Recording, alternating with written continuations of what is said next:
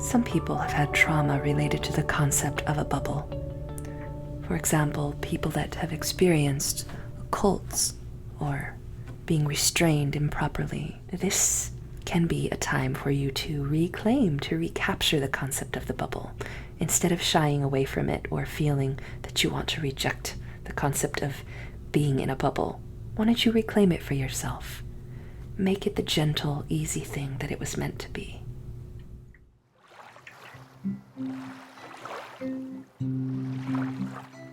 In the bubble, my life is kind. In the bubble, within my mind. In the bubble, lose track of time. There isn't any trouble in my mind. In the bubble, I'm floating free. In the bubble, eternity. In the bubble, I rest alone. My bubble is my own within my mind. Within my mind. There's time to grow, for time goes slow. My relaxation troubles in my mind.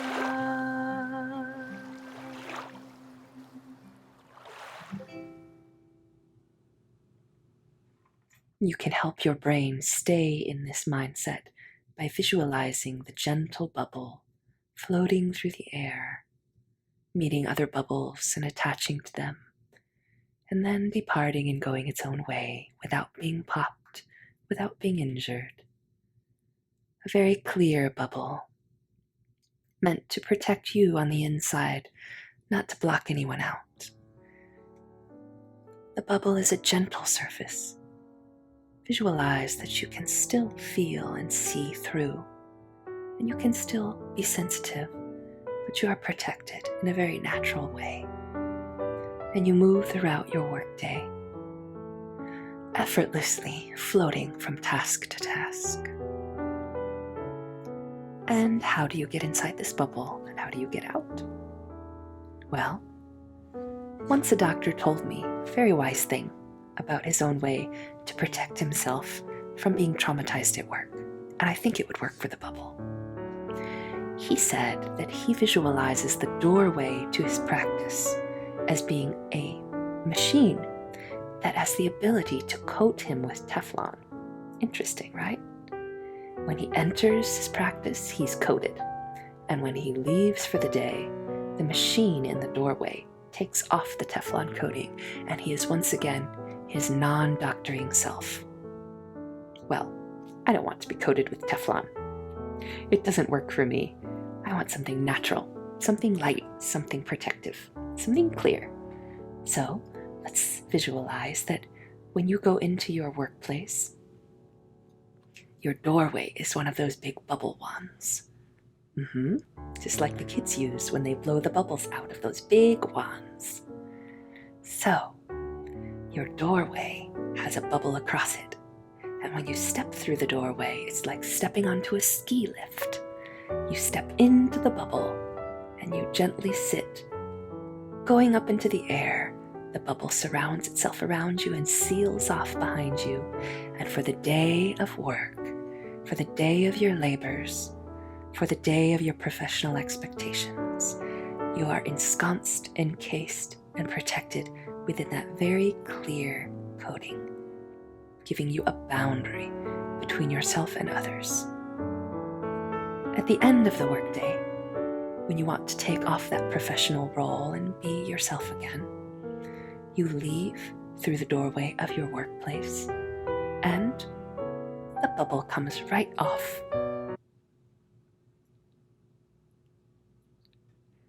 The higher your creativity, the higher your resiliency, So, if you use interesting ways for your brain to conceptualize concepts that are very important for the mind and the body, you will be even more resilient. Resiliency is practical. It keeps us from being stressed. Resiliency gives us that get up and go and that ability to bounce back like rubber. And this is what we want in each cell of our body. We want the relaxation response, not the stress response. And so, see if this imagery about the bubble works for you.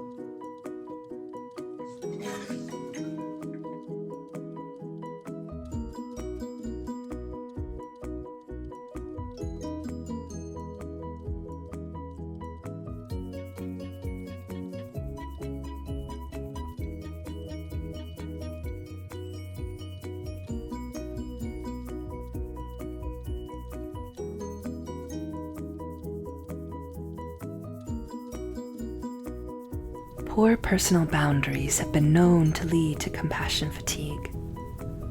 In fact, we are told to be empathic or compassionate, but unfortunately, those things work well in our personal lives, but not our professional lives.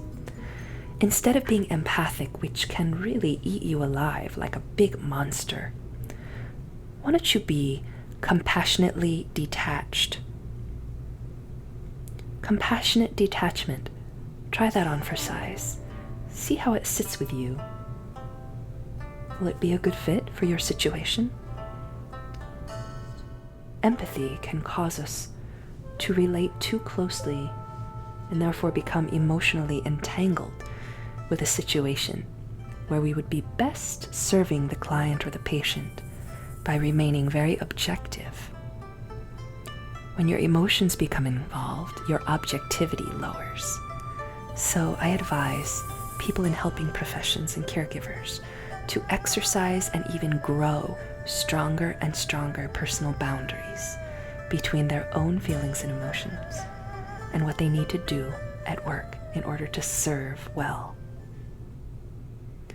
Your client and patient will benefit so much more from your objectivity than from your empathy.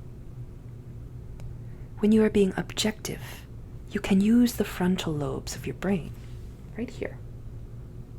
This is where we can think about our own thinking. When you are caught up in the moment and become part of the stress or the scenario, you do not use your frontal lobes to process that information, and you are no longer objective. Rather, you use the amygdala, which is a gland that sits deep in the back part of the brain. And another interesting thing about the amygdala is that when it is activated, the stress response is also activated in a cascade throughout our body, causing many deleterious effects, from inflammation to stopping proper digestion to changing some hormones. There is a large amount of things that are changed when the stress response is activated. And so, when you receive information as traumatic and you believe and perceive it to be traumatic to you, you will be processing it through the amygdala. But if you have a method in place, like the bubble, to remain compassionately detached, visualizing yourself inside your bubble, you can then process the information that you run into in a stressful situation at work through the frontal lobes of the brain. Yes, the part I described earlier, where we can think about our own thinking or step outside of ourselves. This is so helpful for anyone in a caregiving or medical profession. Do try it. See how it works for you.